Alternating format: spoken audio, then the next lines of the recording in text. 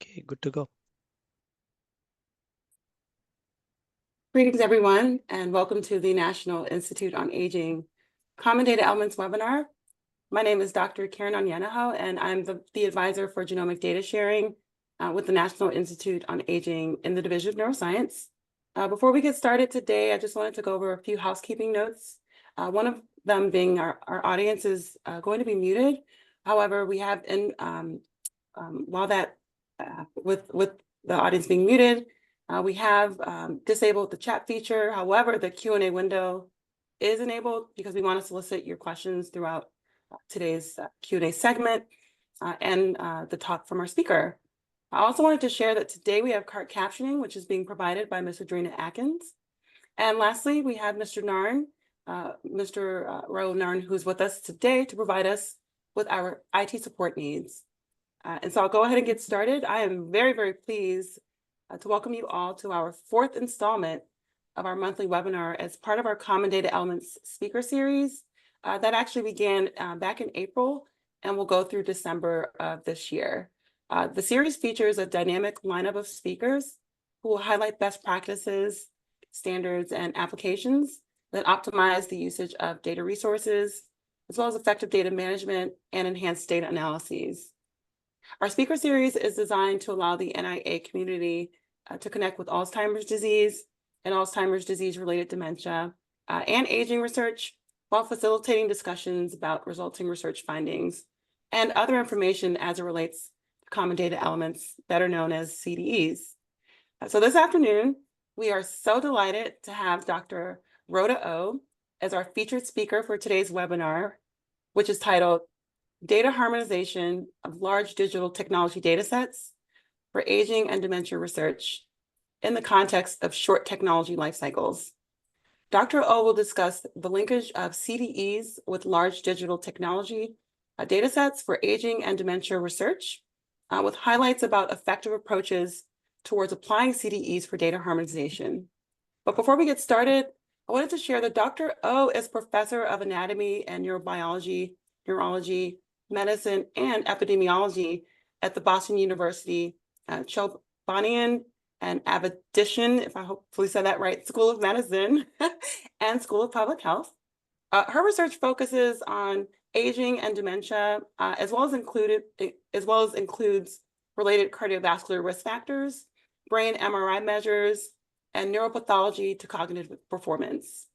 Dr. O also serves as one of the principal investigators of the Framingham Heart Study Brain Aging Program, and she's also the director of neuropsychology. Dr. O received her doctoral degree from the University of California in psychology. With that, without further ado, Dr. O, I will now turn over the presentation to you to get started for our lecture today. Thank you. Thank you so much for having me. I'm actually happy to be here. I'm honored to be here. I also wanted to make a caveat statement, which is that, I'm a neuropsychologist, so I actually don't handle the data. But because I've been so involved, particularly with the Framingham Heart Study, I've had to worry about data harmonization. I've had to worry a lot about data sharing. And so that's what I'm going to share with you today. But I do want to mention that a lot of what I will share with you is actually the work of my colleagues. But hopefully it will meet sort of the purposes of this. So just very quickly, these are my disclosures. And where I wanted to start, I'd like to always provide some context. So this is the scientific vision, right? This is when we do research, what we're trying to do is figure out how do we do it in a way that includes everybody. We want to do representative research that both in terms of represents the global population, all of us, but it also needs to include the voices of the scientists as well. And that equally needs to be represented globally. Now, the problem with how we do research is typically we have people come into a clinic, and then we give them, all sorts of questionnaires, and we do also all these different procedures. And what that has led us to is we're doing really, really limited research when we think about this from a global perspective. So if we think about Alzheimer's disease, for instance, it's a global pandemic, but this is the reality of where it's actually happening. So, as a result of this work, we actually have lots and lots of gaps in our research. So we have diversity gaps in terms of race, ethnicity, income, geography. We also think about dementia as a life course disease, and yet most of our data is in the upper decades of life. We're actually missing a lot of the data earlier.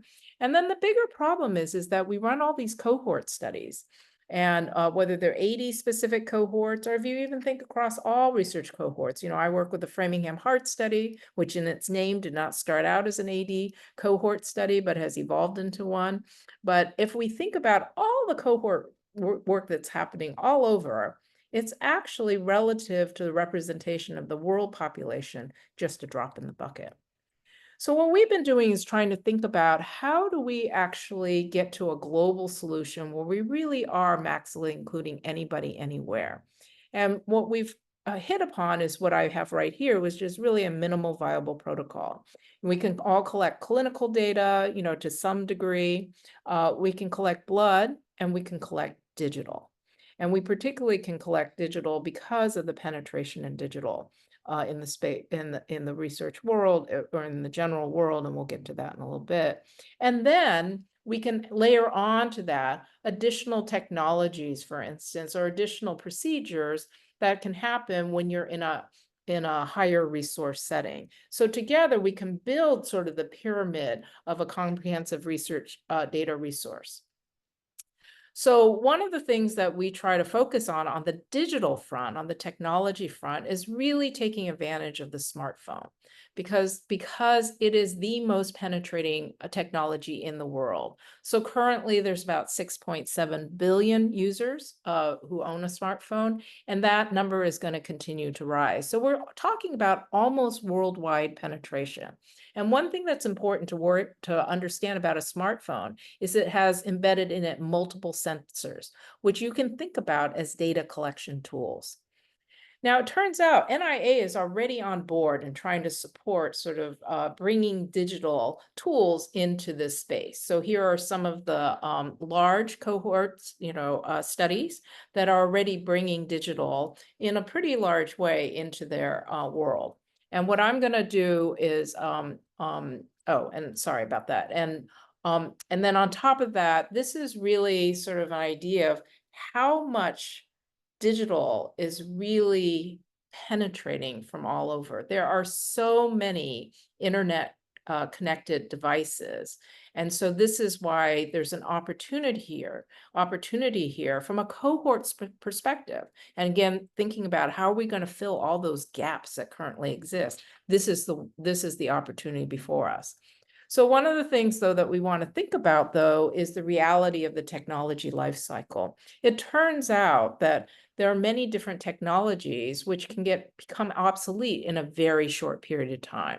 So this really gives you sort of the typical idea of a life cycle, and the time frame for any one technology is actually very short, because one of the things that happens, as we're all pretty aware of, is when you release any technology, there's constantly new versions, right? There's new versions, there's new updating. It's happening on an ongoing basis. And so the issue here, when we're thinking about now data harmonization and longitudinal, how are we going to deal with the fact that our tool that we're working with is something that continuously is changing in order to actually stay relevant? So I thought that this was a very interesting graph that showed how many devices is the average person, at least within the US, using today. And not surprisingly, the smartphone is the one that's most used. But if you look, there's actually a number of other devices that people are using. And because they're using all these devices, the question is how often are they updating it? And it turns out they're updating it all the time, including daily. So you have to be thinking about data harmonization now with the fact that the tool that you're using to collect this data is changing and updating all the time. And that's obviously going to have an impact on your data harmonization efforts. Now, the other big problem with technology is the fact that it becomes obsolete very, very quickly. So here are both technologies that were extraordinarily transformative when they first came out on the market, and a number of these don't exist today, and there's some now on the verge of becoming completely obsolete. So that's one of the issues that you have to deal with, not only just the rapid updating, but the fact that it may actually become obsolete in the not too distant future. So this is the problem when you're trying to do large-scale cohort studies that are longitudinal nature. And again, you're going to need to continuously worry about the fact that the tools are changing. The way in which it's collecting the data is changing, and therefore your data harmonization is something that just never ends. So what I want to do is to give you at least some of our experience in this realm, starting with Framingham and then extending beyond that. So Framingham, I just want to remind everybody, Framingham started in 1948. We just actually celebrated our 75th year. It started with the original cohort of 5,124 people. They came in every 2 years. And just to let you know, our last cohort from a person from this cohort just passed away last year. Then their children and their children's spouses were brought in 1971. And then we brought in actually a racially, ethnically more diverse cohort, smaller cohort, to reflect the changing demographics in the town of Framingham at that time. That's the OmniGen 1. And then in 2002, we brought in the third generation. So this would be the grandchildren of the original cohort. And then we continue to expand our racial, ethnic, diverse cohort as well.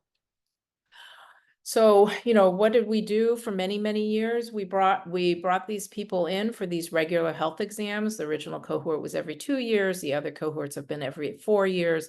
And this is just to give you a sampling of all the different kinds of data that's been collected. Now, mind you, this has been collected since 1948, right, on an ongoing basis. So you can also imagine the fact that the way in which we measured it also started to evolve over time. And then in addition to the core health exam, there's a number of ancillary studies, including the ones that I'm involved with, which are related to the brain.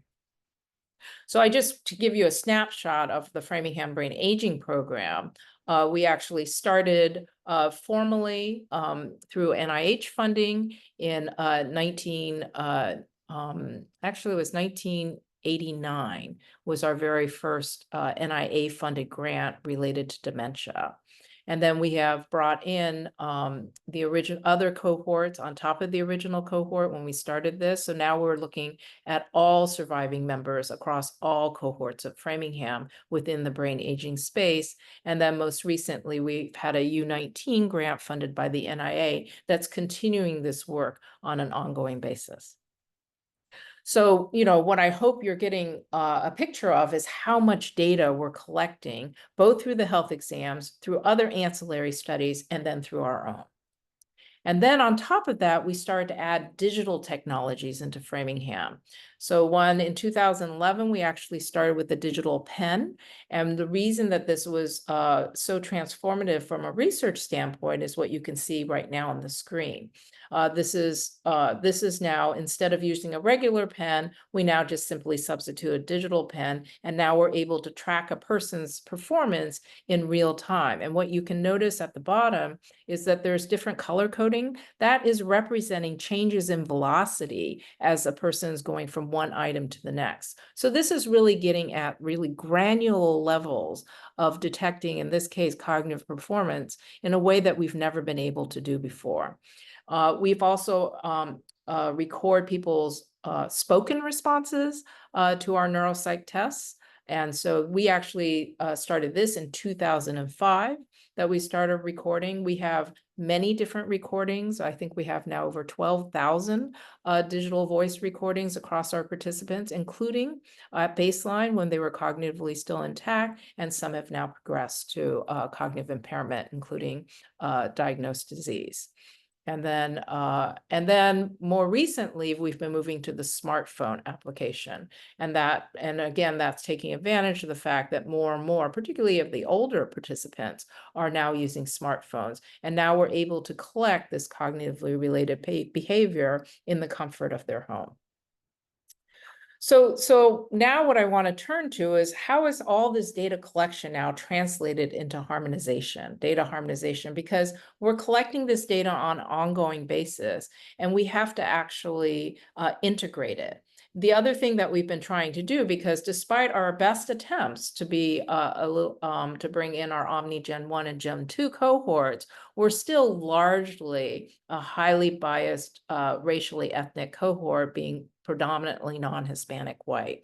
So one of the things that we've been trying to do is share our protocols very broadly, and then work with other collaborators who have more diverse cohorts, and to harmonize it with our data. So this is something that we have to do on an ongoing basis. And this is just to give you an idea of how we're doing it. Now, because we collect digital data, we also have to worry about not just the structured data, which is what people typically think of when they're talking about data collection and data harmonization. We also have to think about now unstructured data, which is the digital data. And that can include imaging as well as data from various devices.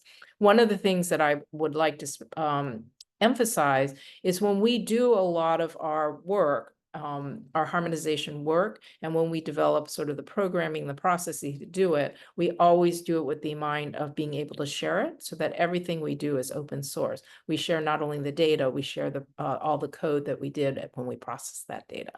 And that's really important if you're going to move forward in this kind of much more open science, because you don't want people to have to reinvent the wheel in terms of what did you do to process your data to get it to the format that it's in, right? So that's why we share that. Now, in addition, I mentioned, we have the digital data harmonization, and it turns out digital data is very complex in terms of all its different dimensions. We have to de-identify and QC it just like you would, but we also have to figure out ways to process it. And there's lots of different options right now for processing different types of digital data, but the fair amount of them are proprietary. So one of the things that we, again, really emphasize is trying to use open source toolkits to develop our processing measures, so that methods, so that we can share them. And then when we do work with industry partners, we actually ask to do it in a way so that we can share data, and they can provide us things that are non-proprietary that we can share with the general community. And then one of the things that we've had to worry about is, how do you deal with then sensitive digital data? And I'm going to speak a little bit more about all this kind of digital data harmonization work.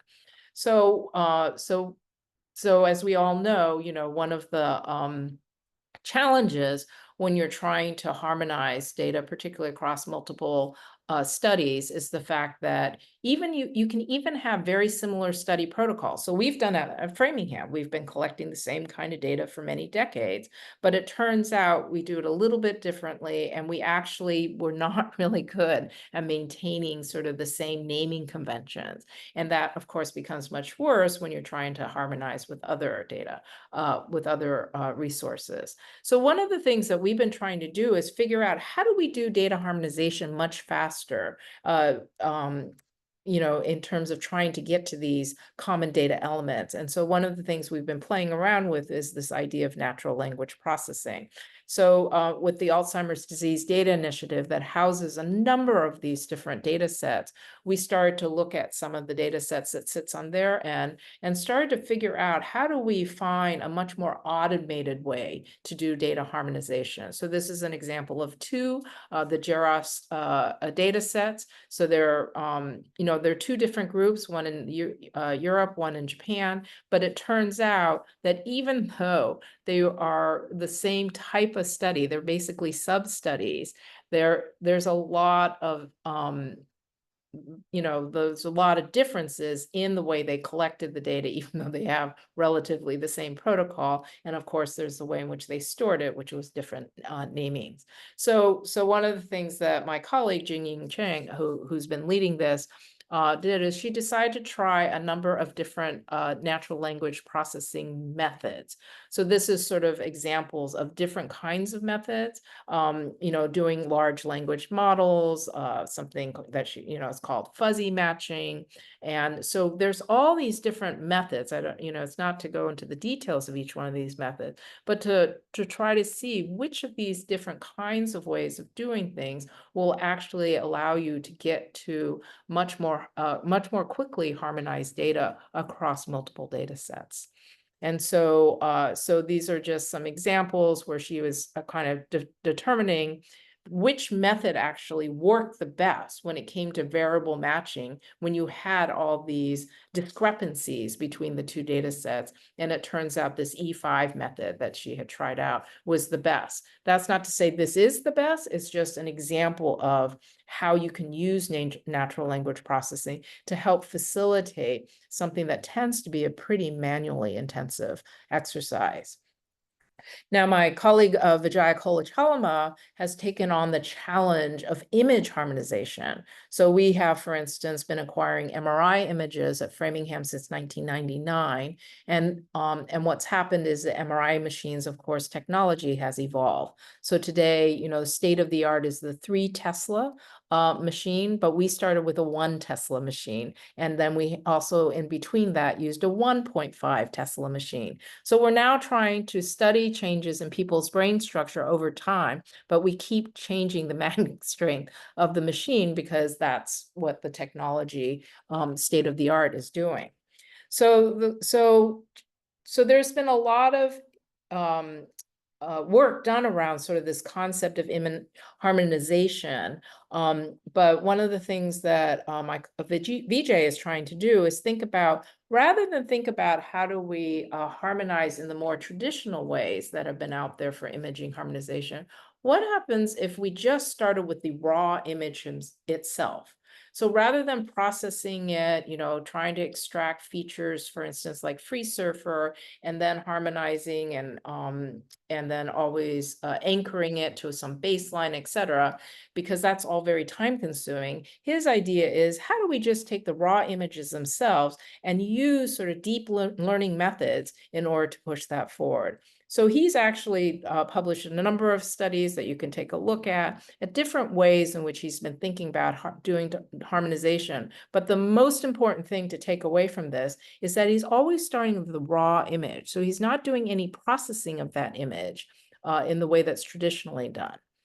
And so one of the things that he's been trying to figure out is, how do you take scans that were collected longitudinally off of different kinds of magnet strength machines and make them comparable? And so he used this sort of machine learning method in which he takes 1.5 T images, and he actually made them comparable. So he's kind of increased it. He sort of used this game theory inspired machine learning approach, and he made them comparable to a 3T like image. And in that way, he can sort of equate that. So this is a very different approach to thinking about image harmonization, which is to alter the image itself using machine learning and harmonize it to the equivalence of a later technology. So this is just a very quick summary of sort of what is the whole image processing pipeline that he's put together. But I think what's important to take away from this is that a lot of this work that he's been doing is automated. So he tries to develop hands-free methods, because again, you want to get away from the manual, labor-intensive harmonization methods.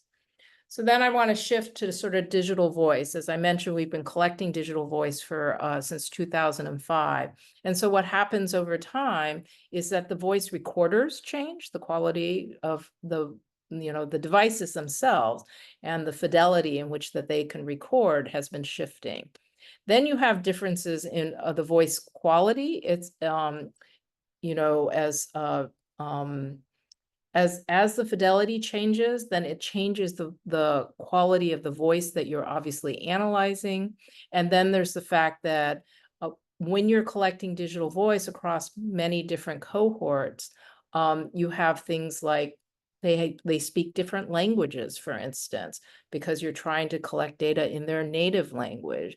And that's the advantage of digital voices. It allows you to do that in people's native language. But then you have the problem of how do you harmonize that data? Even within the US, within English speakers, we still have differences in the voice. When you think about, for instance, in some of the southern states where they have a southern accent, here in Boston, where I'm at, we have this East Coast, East Boston accent, down in Texas. So if you think about across the US, even among English speakers, there's going to be differences in the voice in speaking it.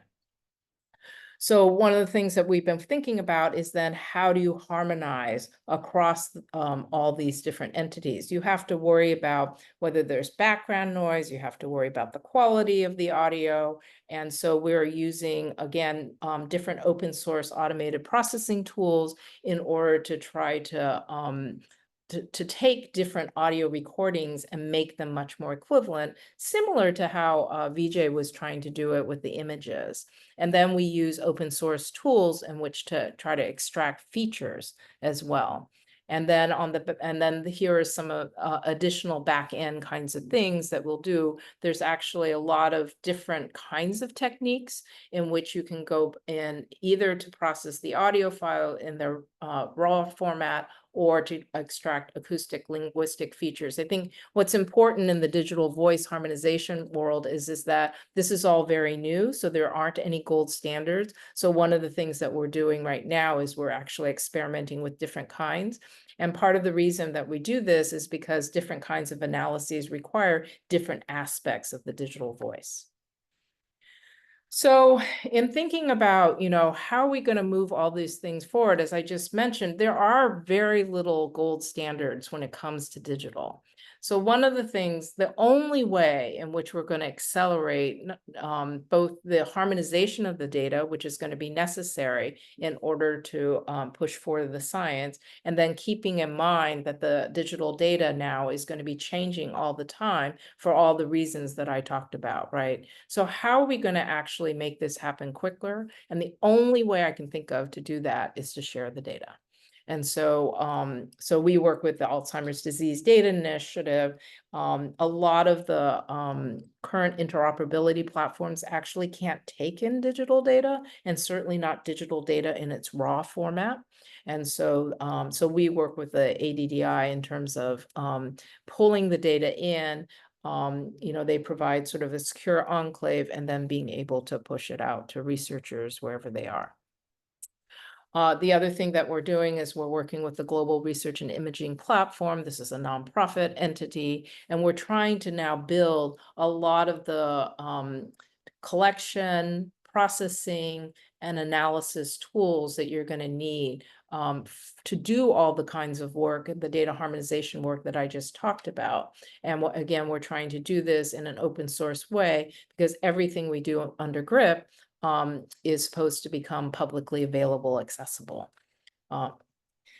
So I did want to take a few minutes just to touch upon some data harmonization challenges when it comes to sensitive data. There's, certainly in the past, we certainly know about genetics data, but now as we're going to the digital realm, ocular scanning has become very popular, doing retinal scanning as a non-invasive biomarker has actually has been starting to emerge as an alternative to some of the much more expensive biomarkers. The link, to the brain relative to the eye is really giving a window into the brain. But as we all know, retinal imagings are the images themselves are identifying their retinal imaging devices all over the place that are used now to identify your person. And then digital voice also has the same issue of being personally identifying. We certainly have all experienced, you hear a voice and you think, oh yeah, that's that person. And so it's inherent into that voice print that there can be sensitive data. So the question now is how do you do harmonization, the kind of work that I've just been talking about, when you have such sensitive data? So this is work that my colleague Cody Karjati is doing with the Alzheimer's Disease Data Initiative. We're doing it at Framingham, and we're really trying out now these new federated data sharing approaches. And so really this idea that you can kind of put a firewall to protect the sensitive identifying information. You can create secure enclaves in order so that people can work with it. And so these are alternatives to, sending out data, because once you send out sensitive data, you kind of lose control. And then there's, of course, the issue of then when you lose that kind of control, how do you protect privacy and confidentiality? So I think that this federated data systems are becoming much more interesting, particularly as you start to go globally, where you have governance issues. There are countries that do not allow their data out of the country. And so these federated systems are the solution, because that's the only way in which we're going to be able to bring data, all this disparate data, different kinds of data formats, different data from other countries. How are we going to bring it together in order that we can harmonize the data in order and to get to that sort of much more representative data resource that we need to push our science forward. So this is an example of sort of what's the architecture for how to do this. And again, providing sort of these secure enclave, letting people work with it, or the other way is to send in your scripts, let them run it, and then push out the data to you, the de-identified data. So as I'm sort of wrapping up here, what I wanted to do is mention that given how different all this is, we have to be actually really careful about who we think we can invite to help us in this harmonization challenge. And really the goal here is we really need to learn to work with everyone. I like to, as we're moving down this path, I like to encourage people to think different and to not just think different, but also be different. And then finally, I think the other thing that I like to mention is that all this work is actually really, really hard. And so the biggest message is we really need to make sure we never give up. And so with that, I thank you, and I'm happy to take some questions. Dr. O, thank you so very much. Hopefully you can hear me okay. What a wonderful presentation. I greatly appreciate many of the insightful and thought-provoking discussion points that you had covered during your presentation. I would even say especially the importance of CDE linkages and how to use effectively digital technologies, not just thinking about where we are currently, but also in the future, and how do we adapt that to our global users, right? So that we can actually do data harmonization. So that was really great. We finished a little bit early, which is actually a good thing because we can now allow about 10 more minutes towards our Q&A.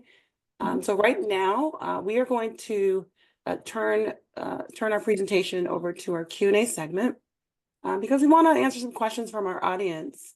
We hope that during Dr. O's presentation, you were engaged. I know a few questions came in, and so I will make sure that I address as many questions as possible. Those that were sent over that we don't get to cover today, as usual, we'll make sure that we answer them and send those out to all of those who've registered for today's lecture.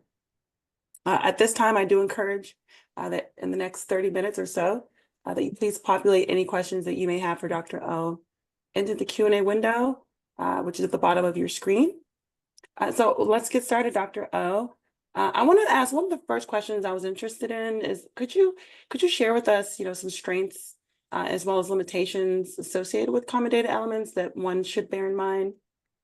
Sure. So, I mean, the obvious strength with the, common data elements is it's in its words, right? It's the fact that we're going to bring together measures that are similar in concept and find ways in which to make sure that they overlap, right? And that they are harmonized. But I think part of the problem that happens when we go down this common data elements route is that in trying to mix and match these different variables, whether they're coming from different cohorts that have measured the same thing, same measure of interest, or if you've done it longitudinally and it's changed over time, right?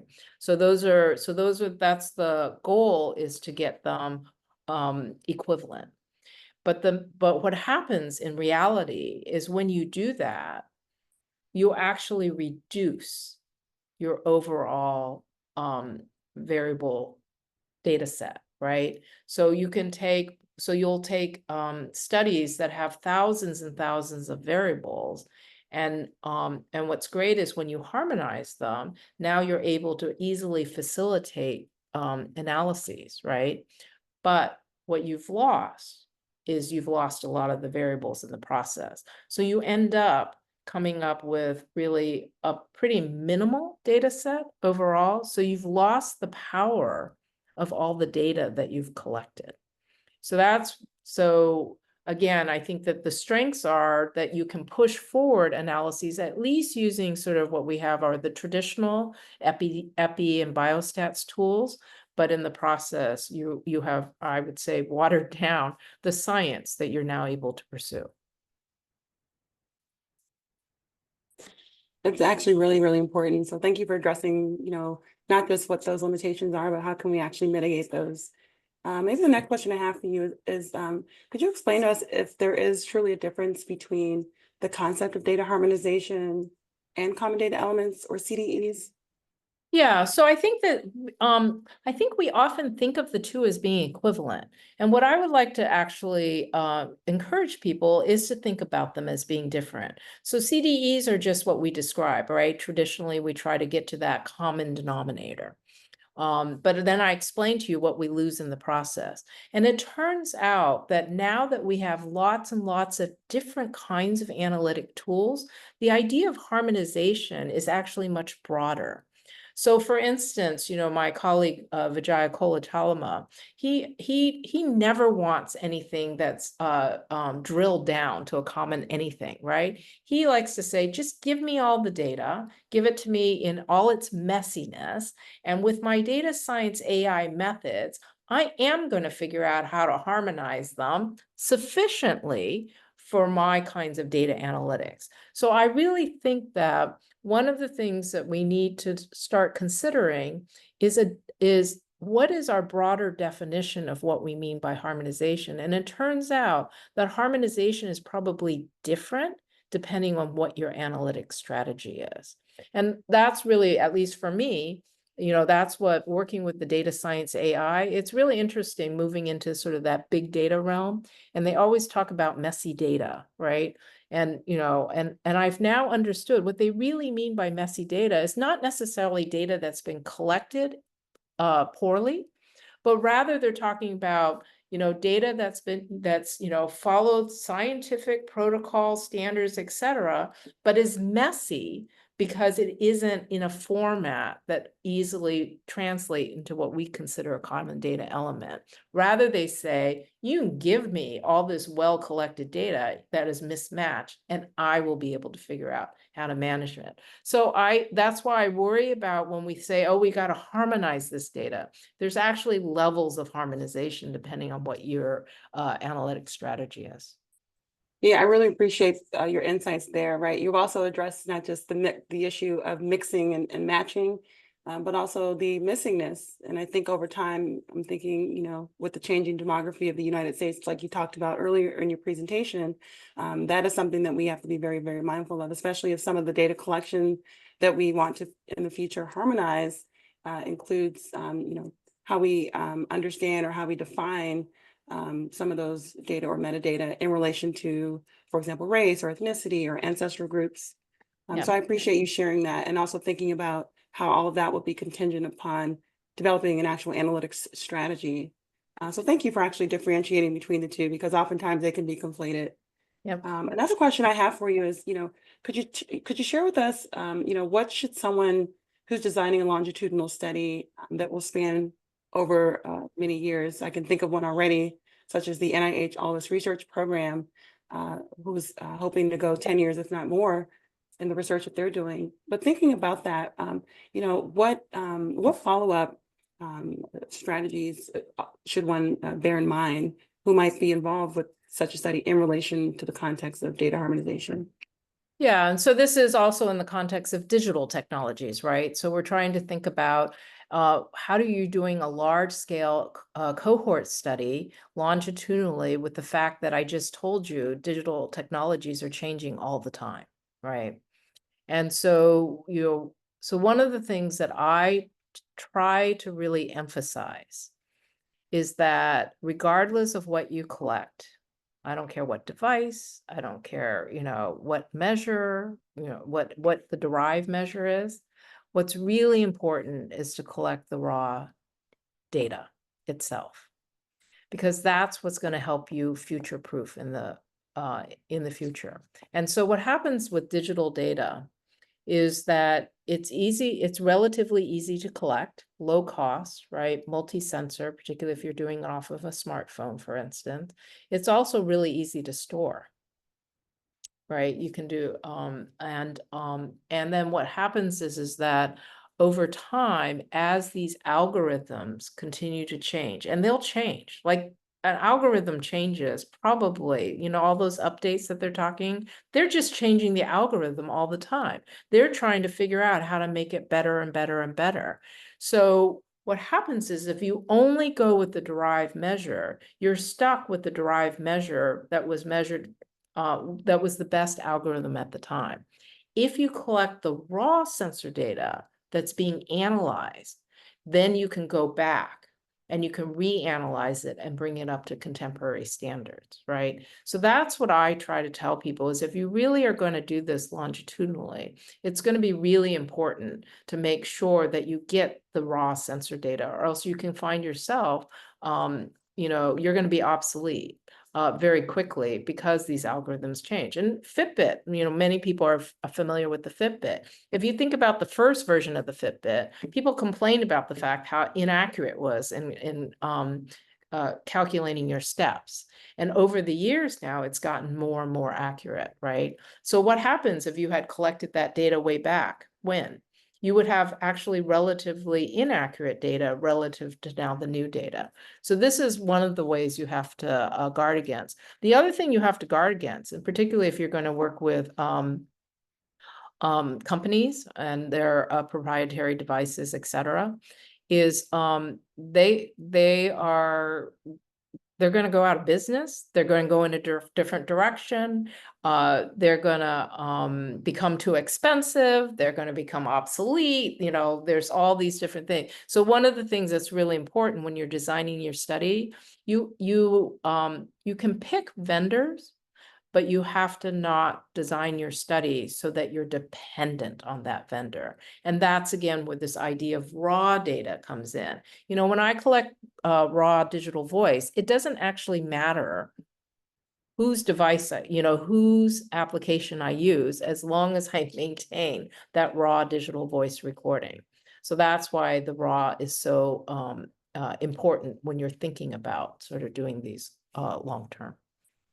Yeah, thank you. That's greatly important. And I like the example that you use with the Fitbit. I can immediately think of also the Apple Watch, how many times they do request updates, which may be overwhelming, but I think to your point, it's incredibly important, especially in the space of aging, when we think about how that information, for example, it could be information being collected during your sleep, if not the raw data that's being collected and can be access at any point, how, gosh, if we lost that data over time, how that could really, I think, create many missed opportunities that threaten our goal to improve human health. So thank you very much for emphasizing the point of preserving raw data. I think that's also important.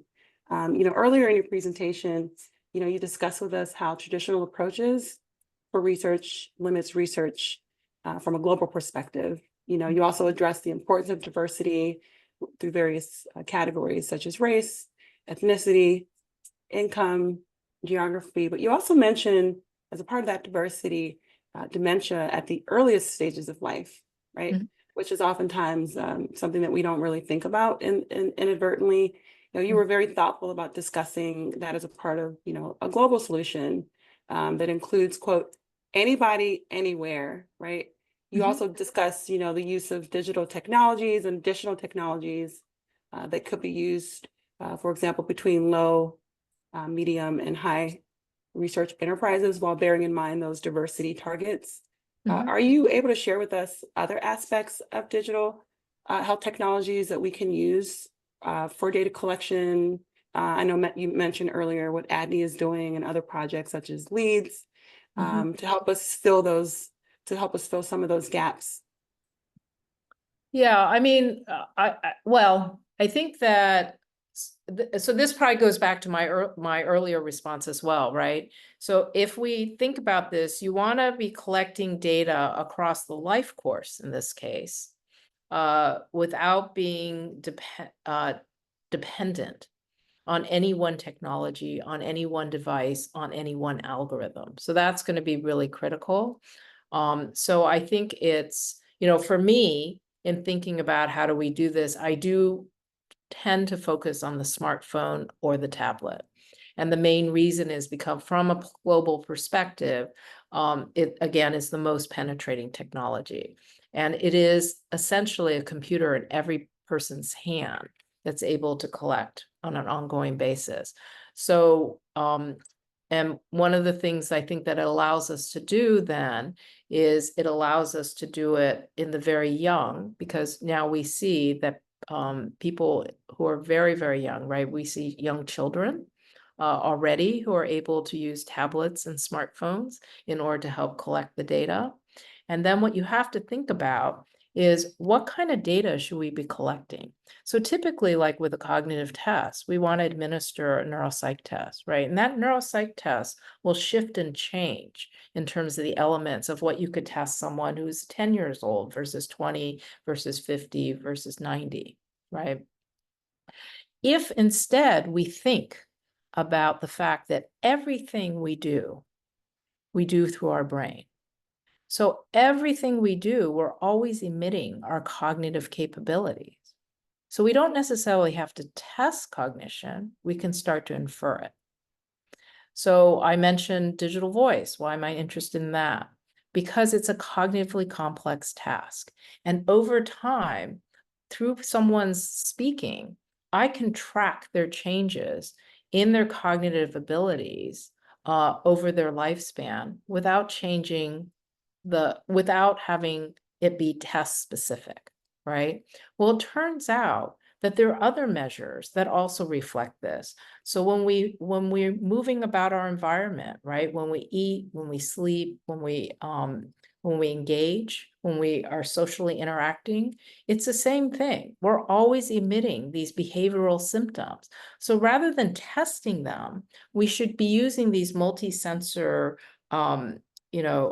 capabilities to bring in this digital data and from that extract the behavioral functions of interest rather than measuring them through tests. So, we have to rethink how do we measure these things. And what I like to do is mention, we kind of do this already naturally. So if you have someone complaining that they're having difficulties, right? I'm having memory impairment, et cetera.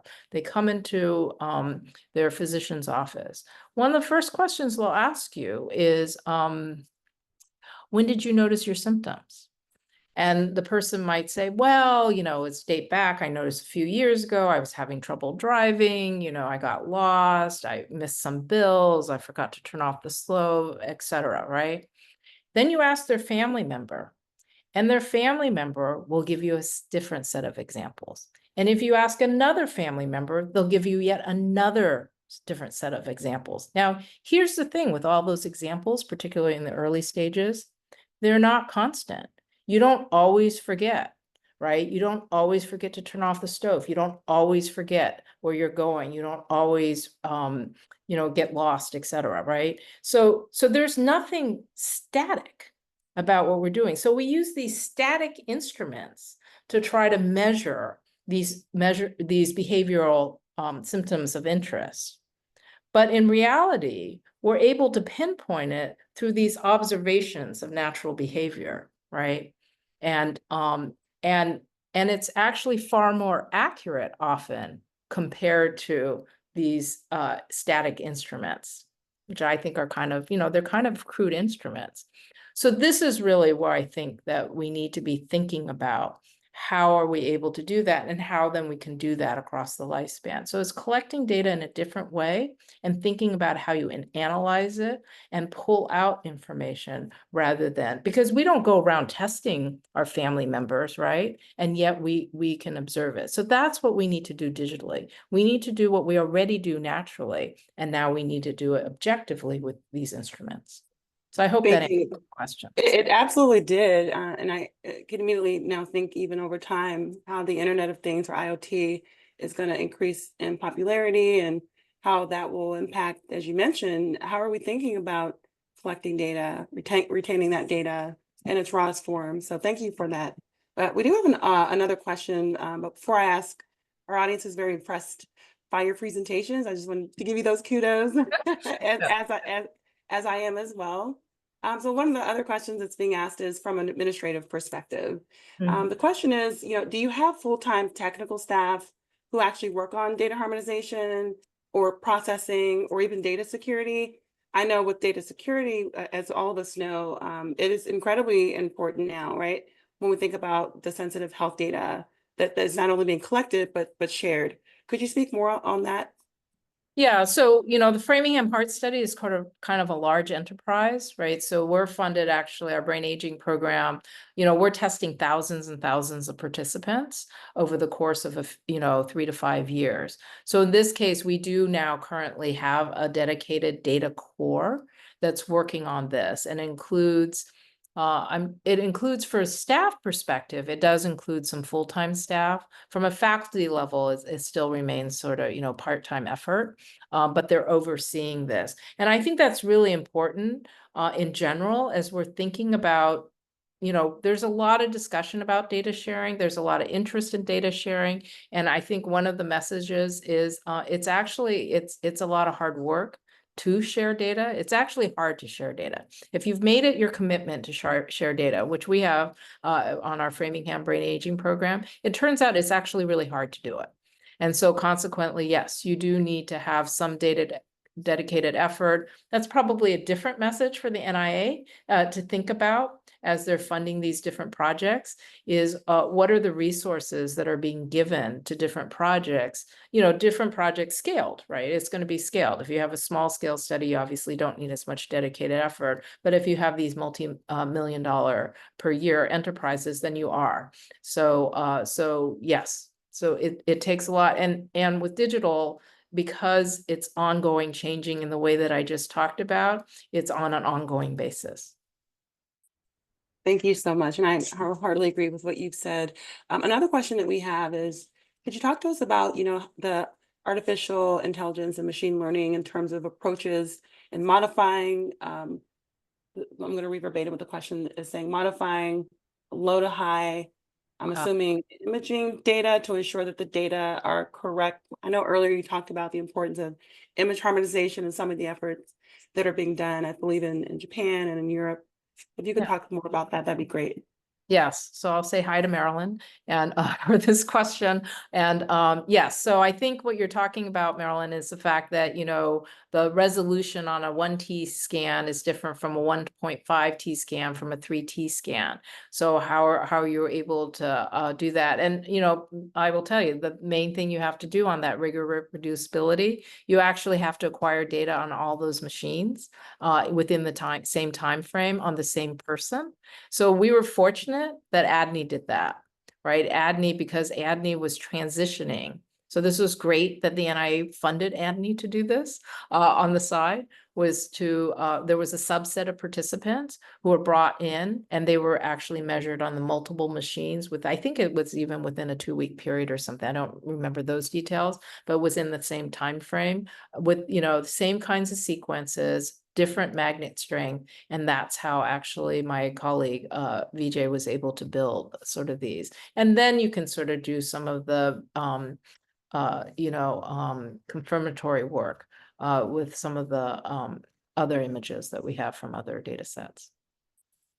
That was great. And thanks for the question. Earlier in your talk, you also discussed the reality of the technology lifecycle. This includes the importance of those timeframes, even the software updates in the example with Fitbit and even the Apple Watch. because of these releases that can happen very often or not as often as they should.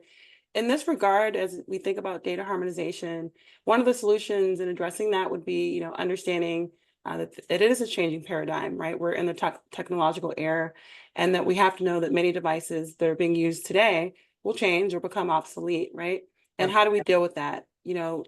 What other potential changes, could we expect in the future, given this rapid movement of technology as it's changing, and how could this impact the data harmonization efforts in research for the future?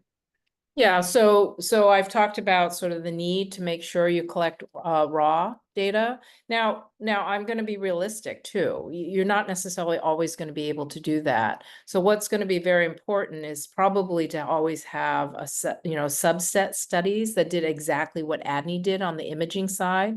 So I know that there's a number of groups, and that's what they do. They collect, for instance, they'll collect sleep data off of different devices in order to figure out how do you harmonize across the different kinds of devices. So that can be both within contemporary time, because there's lots of different devices now that collect sleep, for instance, or it could be longitudinally as these devices evolve. So one of the things that's going to be really important is particularly if you can't get the raw data itself, is that you're going to have to at least do it on a subset and create those the data sets in order that you can do those real-time comparisons, right? You wear the old version, you wear the new version, and then you have to harmonize in that way and do those kind of correction factors. That's really about the only way we're going to do that.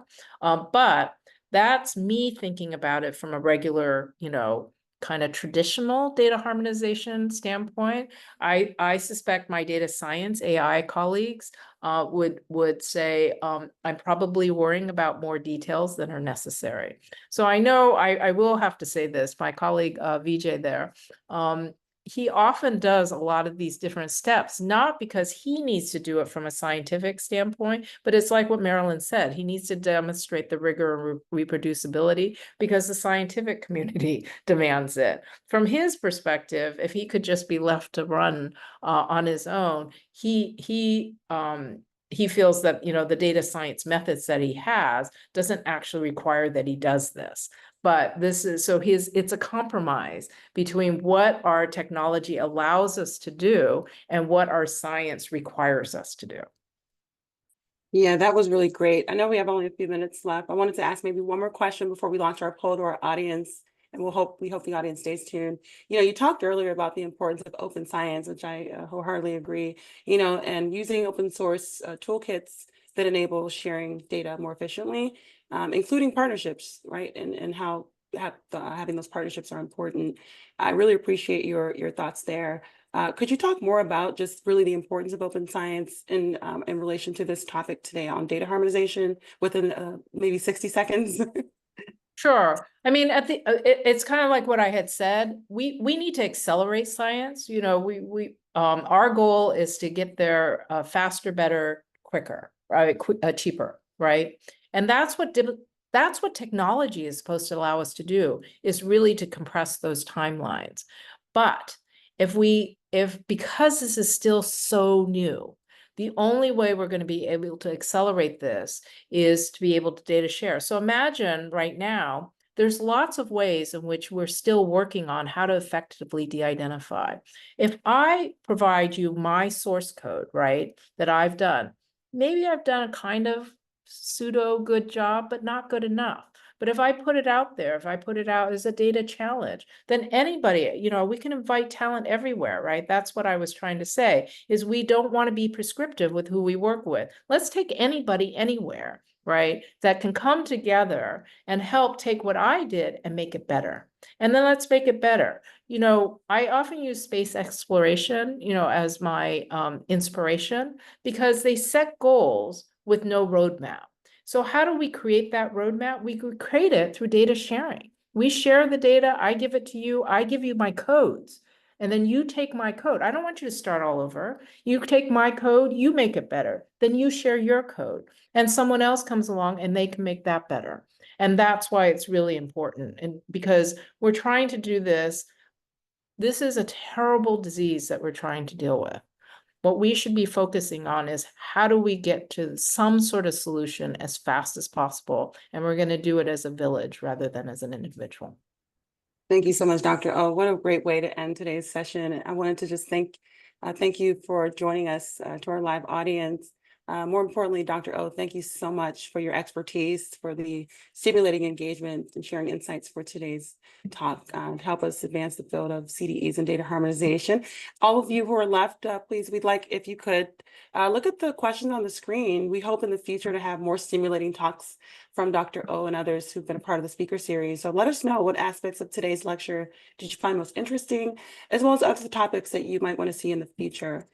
With that, I just wanted to thank again our esteemed speaker, Dr. O, for taking the time today and really just making us think really insightfully about some of what is happening today in the digital health space and what we ought to think about in the future to help inform the data harmonization efforts. So thank you again. And again, thank you to our audience who took the time to join. No, thank you for having me. I appreciate it. It was our pleasure. Thank you for being here. Bye. All right. Bye-bye.